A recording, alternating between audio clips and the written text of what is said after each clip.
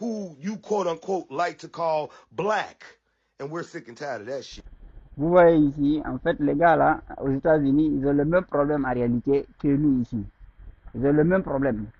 De la même manière que les gars sont venus nous envahir par les côtes, ils sont entrés, ils ont infiltré l'Afrique, ils se sont installés, et puis ils nous ont classifiés de sorte que nous, on est étrangers en Afrique, chez nous.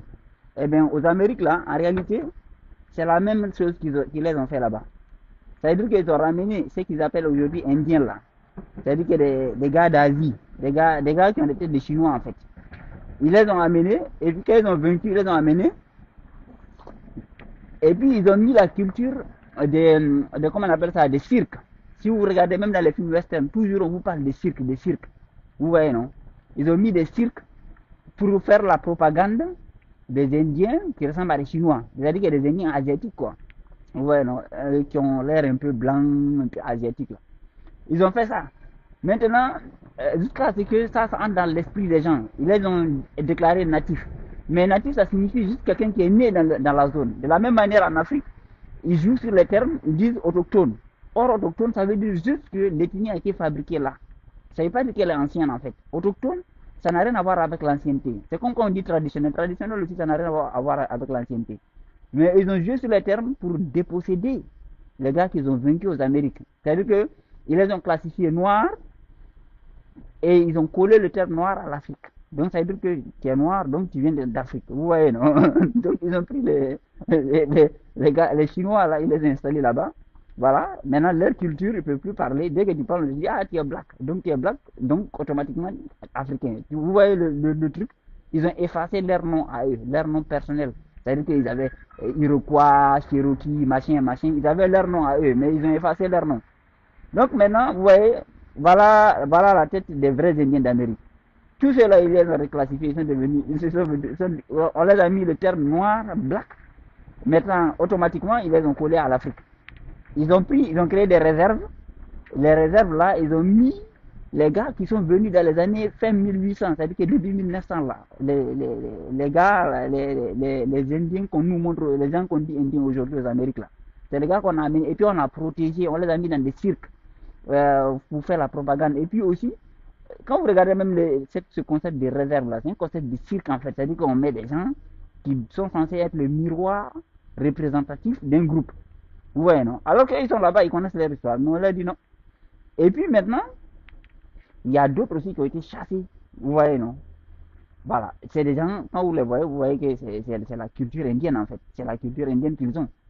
C'est des trucs que vous ne retrouvez même pas en Afrique. Mais bon, on les a tous balayés et puis on a... Non, c'est marrant de voir qu'ils ont le même truc. Vous voyez par exemple les Pharrell Williams là. Si vous fassiez ça, c'est un faciès indien pur.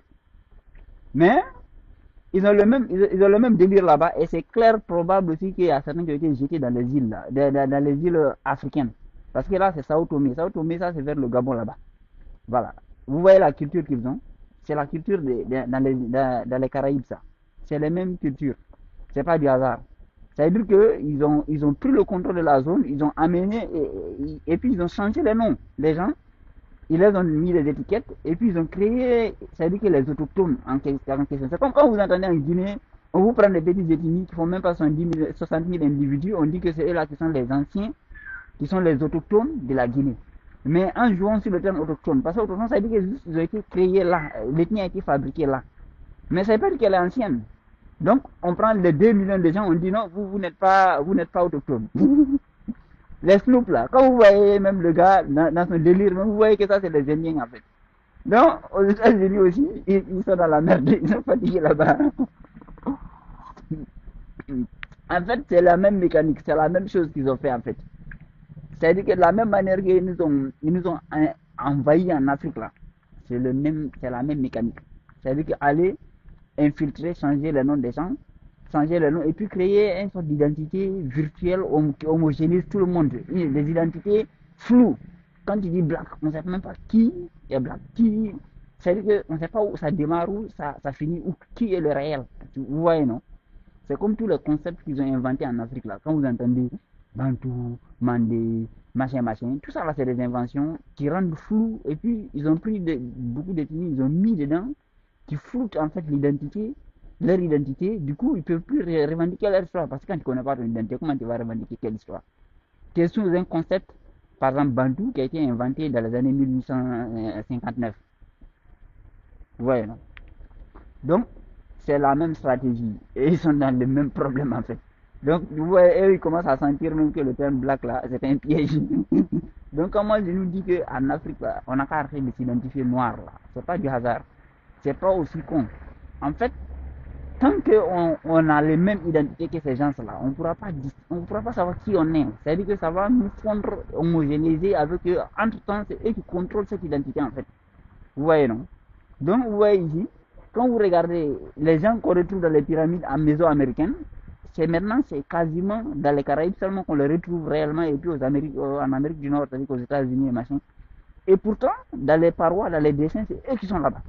On voit leurs dessins, on voit leur culture représentée. Mais voilà, il y a d'autres qu'on a installés là-bas, comme une vitrine, quoi. C'est-à-dire comme un petit magasin avec vitrine, on dit c'est la réserve. Donc les gars sont calés là-bas. Quand tu viens, on dit voilà, c'est ceux-là qui sont les Indiens. On peut les compter sur le bout des doigts. Et en fait, c'est des gens qui sont venus dans les années 1920-30 là. Ça fait même pas longtemps en fait. Ça fait même pas longtemps. Mais à travers les propagandes des films westerns et du cirque, la culture des cirques aux États-Unis, ça a été beaucoup mis en avant. C'était justement pour faire cette propagande-là en fait. Vous voyez, non?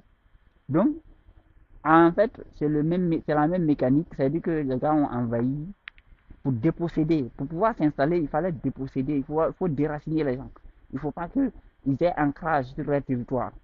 Donc, on va leur inventer des histoires qui viennent d'ailleurs. C'est-à-dire qu'il y a une inversion totale. C'est-à-dire que le gars qui est venu d'ailleurs, il te dit que toi, tu viens d'ailleurs. Voilà.